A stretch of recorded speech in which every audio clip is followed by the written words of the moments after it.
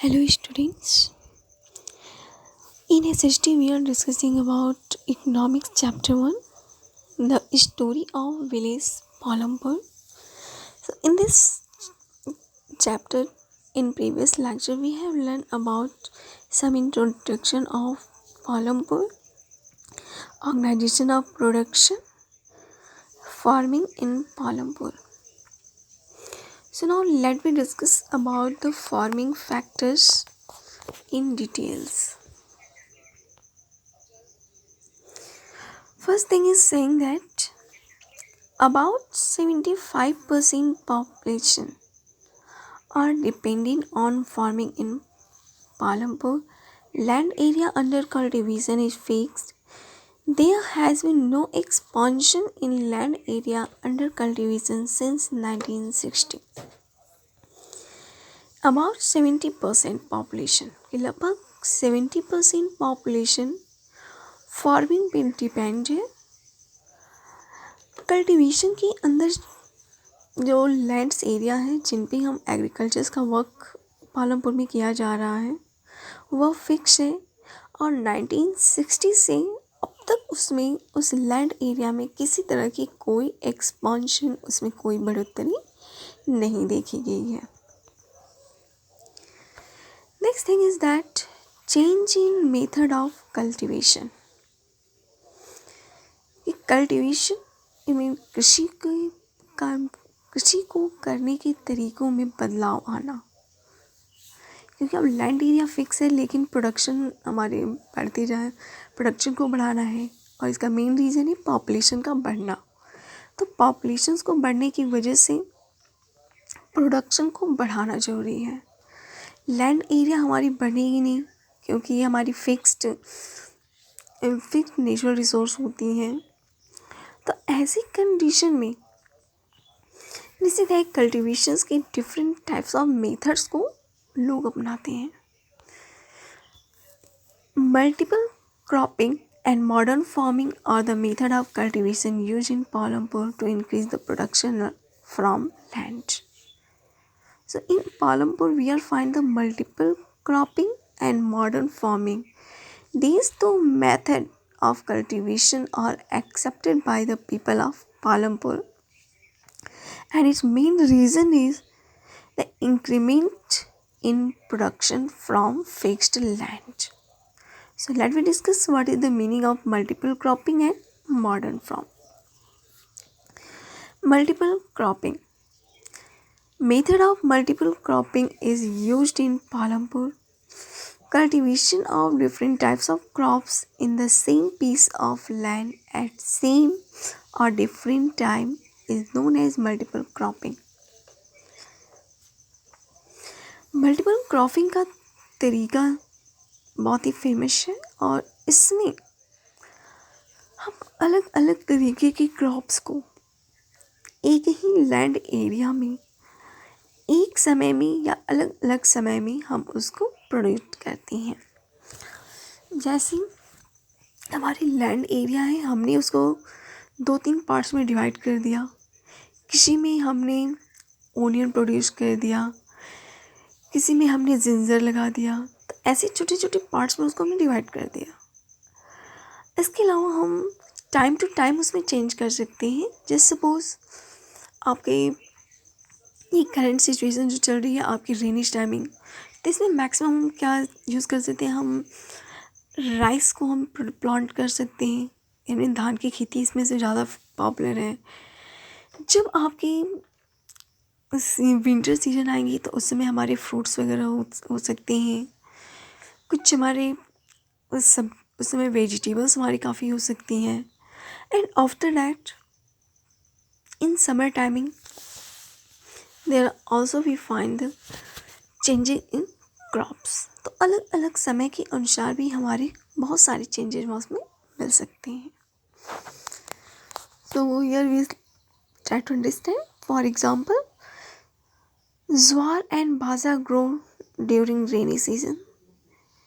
कि पालमपुर की अगर हम बात करते हैं तो ज्वार और बाजरा ये रेनी सीजन्स में बारिश के समय में इनको वो लोग प्रोड्यूस करते हैं. Potato is produce between October and December. wheat is produced during winter season. We have find that different types of crops are used to plant or mm, for cultivation have the different seasons. तो ये आपकी multiple cropping होती है कि समय के अनुसार उनमें हम डिफरेंट टाइप्स के क्रॉप्स को प्रोड्यूस कर सकते हो सेम पीस ऑफ लैंड में. Next thing is modern farming. In this type of farming, high yielding varieties seeds are used. As a result, same piece of land produce larger quantities of food grains. Modern farming में सबसे important things ये आती हैं कि इसमें बहुत ही high qualities के seeds का इस्तेमाल किया जाता है. उन सीड्स की क्वालिटीज़ को लैब में उनको टेस्ट किया जाता है. उनकी क्वांटिटी को, उनकी जो क्वालिटी है सीड्स की, उनको और ज़्यादा इंक्रीज़ किया जाता है और फिर उसको मार्केट में अवेलेबल कराया जाता है, जिससे छोटी सी लैंड एरिया में हमारा प्रोडक्शन और ज़्यादा बेहतर हो सके. सो मॉडर्न फार्मिंग में हमारी ये सबसे ज़्यादा इम्पॉर्टेंट होती है. In India farmers of Punjab, Haryana and western Uttar Pradesh were the first to try out the modern farming method. अगर हम मॉडर्न फार्मिंग की बात करते हैं तो ये सबसे पहले इंडिया में पंजाब, हरियाणा और वेस्टर्न यूपी की में ही इसको सबसे पहले इस्तेमाल करने की कोशिश की गई थी और इसका एक अच्छा परिणाम भी सामने आया था. और इन्हीं की वजह से हाई बेस्ट क्वालिटीज़ की वजह से, इनकी जो क्वालिटीज़ हैं सीड्स की, उनको सबसे पहले इंट्रोडक्शन देने की वजह से और उनका इस्तेमाल करने की वजह से जो थीम, जो कॉन्सेप्ट हमारे सामने आता है, that is the green revolution. तो ग्रीन रिवॉल्यूशन भी हमारी सबसे ज़्यादा इफ़ेक्टिव रही है सीड्स की यूजिंग की वजह से. So let we try to understand. Introduction of green revolution facilitate the cultivation of wheat and rice using high yielding varieties of seeds.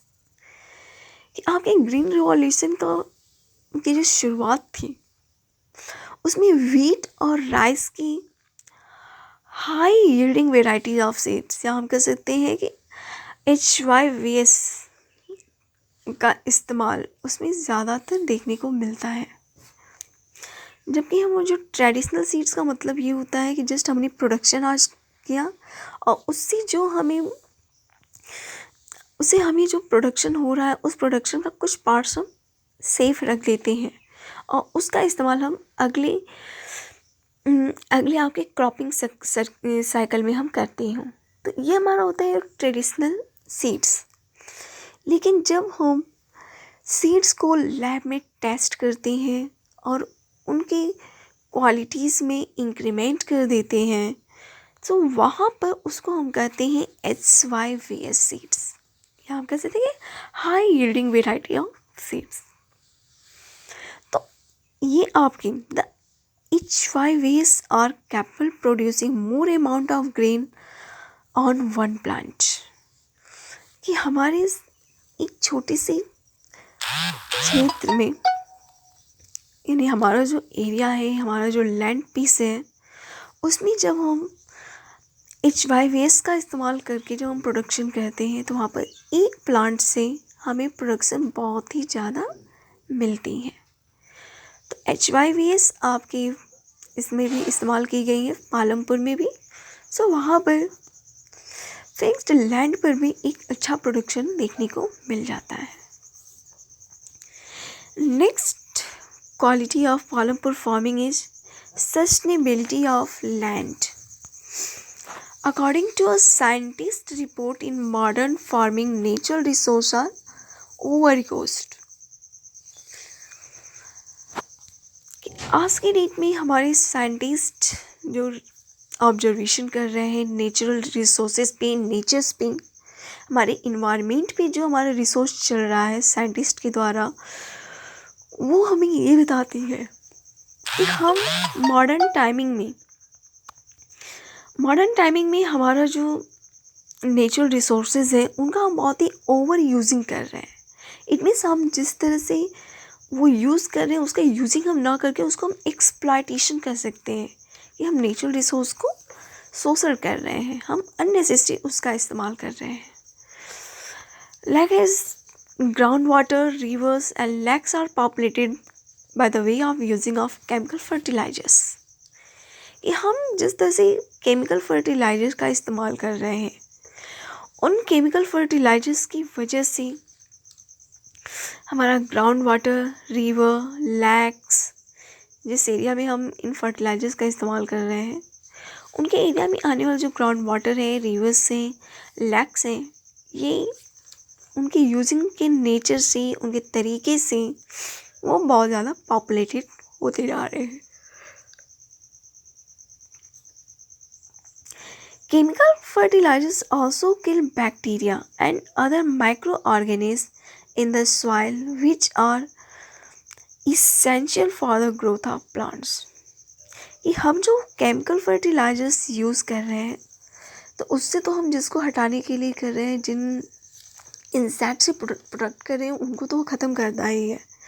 इसके अलावा हमारे जो माइक्रो ऑर्गेनिज्म है, बहुत ही छोटे छोटी जीव जंतु, जहाँ इंसेक्ट्स की श्रेणी में हम जिन्हें रख सकते हैं, जो हमारे सॉइल्स में मिक्सड अप होते हैं, उनको भी वो ख़त्म कर देते हैं। जबकि ये माइक्रो ऑर्गेनिज्म हमारी प्लांट्स की ग्रोथ में बहुत ज़्यादा इम्पॉर्टेंट होते हैं। सो सस्टेनेबिलिटी ऑफ लैंड का मतलब ये है कि हमारा जो डेवलपमेंट्स है, हमारा जो प्रोडक्शन है, वो इस तरह से हो कि नेचुरल रिसोर्स पर उसका डिस्टर्बेंस ना हो।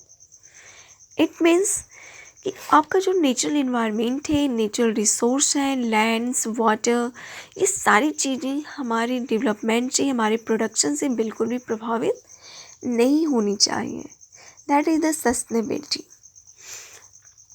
तो लैंड के इस कंसेप्ट में अगर हम बात करते हैं, तो सस्टेनेबिलिटी ऑफ लैंड ये रिफ़र करता है कि हम प्रोडक्शन करना है, हम उसको करें, डेवलपमेंट्स करना है, करते रहें, लेकिन जो लैंड की जो एक्चुअल कैपेबिलिटी है, उसकी जो प्रोडक्शन कैपेसिटी है, उसको बहुत ज़्यादा नुकसान नहीं होना चाहिए। Next thing is the distribution of land. अब देखिए, लैंड एरिया का डिस्ट्रीब्यूशन का मतलब ये कि हमारे पास जो लैंड एरिया है उसका यूज़ हम अलग अलग तरीके से, लोग किस तरह से उनमें डिस्ट्रीब्यूशन है, अलग अलग फार्मर के पास उनका इस्तेमाल कैसे हो रहा है। About 1/3 of 450 families are landless in Palampur. कि पालमपुर में लगभग 450 फैमिलीज में से 1/3 लोग लैंडलेस हैं। लैंडलेस का मतलब ऐसा जिनके पास ज़मीन का टुकड़ा भी ना हो, जिन पे वो प्रोडक्शन कर सकें। तो ऐसे भी पर्सन हमको पालमपुर में मिल रहे हैं। 240 families cultivate small plots of land less 2 hectares in size, and remaining 60 families cultivate more than 2 hectares of land. So here it is a small data. 240 families cultivate small plots. आपके 1/3 हमने निकाल दिया, और उसके बाद हमारी 240 फैमिलीज़ छोटी छोटी क्षेत्र पे ही अपनी प्लांटेशन करते हैं, प्रोडक्शन करते हैं, जिनकी साइज 2 हेक्टेयर से भी कम है। तो इसमें लगभग 240 फैमिलीज़ ऐसे मिलेंगी पालमपुर में जिनके पास 2 हेक्टेयर से भी कम लैंड एरिया अवेलेबल है। And remaining 60 families cultivate more than 2 hectares of land. कि अदर जो हमारी 60 फैमिलीज़ हैं उनके पास 2 हेक्टेयर से ज़्यादा की ज़मीनें मिलेंगी। A few of large farmers cultivate 10 hectares or more than 10 hectares of land. यहाँ पे कुछ ऐसे भी फार्मर्स हमें मिलते हैं जो बड़े बड़े किसान हैं, उनके पास 10 हेक्टेयर से ज़्यादा की लैंड एरिया है और उन पे वो प्रोडक्शन करते हैं. So it is the distribution of land area in Palampur. Next topic is labor, because labor is the most important for any type of production, maybe agricultural, maybe industrial, or maybe in the service based. So labor plays most important role. So let's understand what the labor concept in there. Some farmers are worked on their own land and some worked on another land for which they receive wage. कुछ farmers ऐसे मिलते हैं जिनके पास अपनी ज़मीन है और वो अपनी उन्हीं ज़मीन पे प्रोडक्शन करते हैं, उन पे काम करते हैं. And some work on another land, जबकि कुछ दूसरे लैंड एरिया पे भी काम करते हैं. For they receive wage. निश्चित है कि जब हम दूसरे के खेतों पे काम करते हैं, दूसरों के लिए वर्क करते हैं, तो obviously we receive the some money. और जब हम लेबर बेस बात करते हैं तो वहाँ पर हम वेज एक्सेप्ट की बात करते हैं. Wages can be in cash और in kind. Wages vary from region to region, crop to crop and one farm activity to another.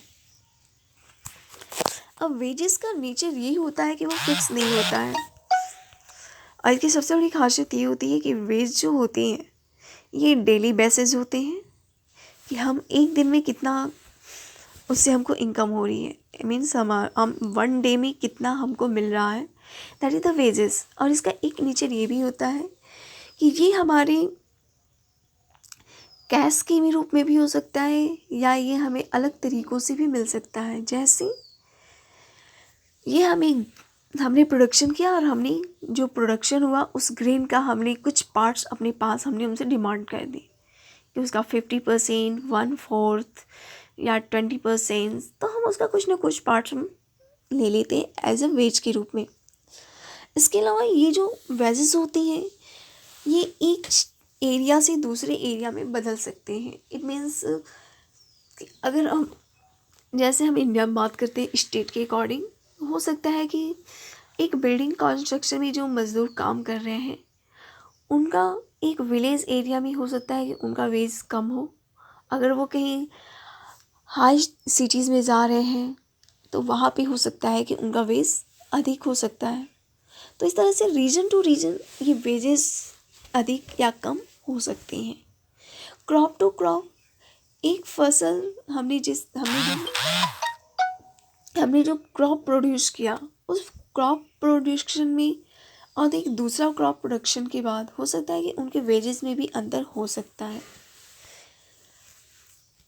And इसके अलावा हमने एक खेत पे काम करने, एक फार्म पे हमने अपना वर्क दिया, उन्होंने कुछ अलग हमको वेज दिया, हमने दूसरों पे काम किया, उन्होंने हमसे उससे अच्छा दिया.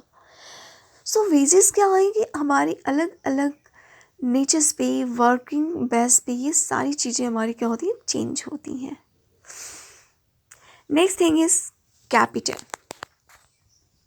Use capital is required in method of modern farming. Modern farming में हमारी कैपिटल, इट मीन्स पूंजी जिसे हम कह सकते हैं, तो ये पूंजी भी हमारे लिए बहुत ज़्यादा इम्पॉर्टेंट होती है. Small farmers have lack of capital. They borrow money from large farmers and money lenders at high rate of interest. Here we find that कि जो हमारे जब हम मॉडर्न फार्मिंग की बात करते हैं, हमने हाई क्वालिटी की सीड्स चाहिए, हमें एक प्रॉपर बेस पे इरिगेशन सिस्टम चाहिए, हमें डिफरेंट टाइप्स की प्रोडक्शन के लिए हमें मशीनों की रिक्वायरमेंट्स होगी. तो ऐसे कंडीशन में क्या होगी, अब हर कोई उसको अफोर्ड नहीं कर सकता है कि अब हमने सीड्स तो हमने अफोर्ड कर लिया, हमने इरिगेशन फैसिलिटीज़ अफोर्ड कर लिया, लेकिन अब ज़रूरी तो है नहीं कि हमने मशीनों को भी हम अफोर्ड कर पाए. तो अब मशीनों को अफोर्ड करने के कई तरीके हैं. या तो जिनके पास वो मशीन अवेलेबल है उनसे हम कुछ समय के लिए बारो कर लें और उनके बदले में हमको निश्चित है कि हम उनको कुछ मनी देना पड़ेगा. या फिर हमने वन टाइम इन्वेस्टमेंट किया और उस मशीन को हमने खरीद लिया। तो अब हमने जस्ट सपोज हमें ट्रैक्टर लेना है, तो हमने ट्रैक्टर के लिए तो हमको एक अच्छा खासा अमाउंट चाहिए, तो उसके लिए हमने ले नहीं पाएंगे। तो निश्चित है कि हमें ऑल टाइम जब भी हमको रिक्वायरमेंट्स होगी तो हमारे जिनके पास वो अवेलेबल है उनसे हम बारो कराकर हम उनसे थोड़ा अपनी सर्विस ले सकते हैं। तो इस तरह से हम देख सकते हैं। इसके अलावा जो बहुत ही छोटे किसान होते हैं, जो अपने जिनके पास प्रोडक्शन बहुत अच्छा नहीं होता है, बहुत ही उनके पास कम ज़मीनें होती हैं और उनका प्रोडक्शन बस इतना ही होता है कि वह 1 ईयर के लिए वह थोड़ा बहुत अपने लिए खाने पीने का इंतज़ाम कर सकें। तो ऐसे फार्मर्स जो होते हैं, वे जो बड़े किसान होते हैं उनसे वो क्या करते हैं, मनी उधार ले लेते हैं अपनी जो भी रिक्वायरमेंट्स होती हैं उनके लिए, और वे उन्हें हाई इंटरेस्ट पे उनको वो मनी दे देते हैं। There are 3 types of capital which are mostly use in any organisation: working capital, fixed capital, and human capital. So already we have discussed about what is the meaning of working capital, fixed capital, and human capital. Working capital का मतलब जो हमारे पास पड़ा हुआ है, जिसका nature बार बार change होता हो। जैसे हमारे पास मनी है तो मनी हमारी बदलती रह सकती है, हमारे पास रॉ मटेरियल्स है, रॉ मटेरियल्स हमारे बदलते रहेंगे। फिक्स्ड कैपिटल ऐसी कैपिटल होती हैं जो हमारे पास लंबे समय तक हम पड़े रहते हैं। जैसे सपोज हमारी हाउस, हमारे machinery parts, land area, these are considered at the fixed capital. And last is the human capital, like is the for the labor requirement we have used the human capital, but human capitals तभी हो पाएंगी जब उनके पास उस तरह के काम करने की एक स्किल्ड हो। Now there are some more topics in this chapter, so we will discuss all that in next video.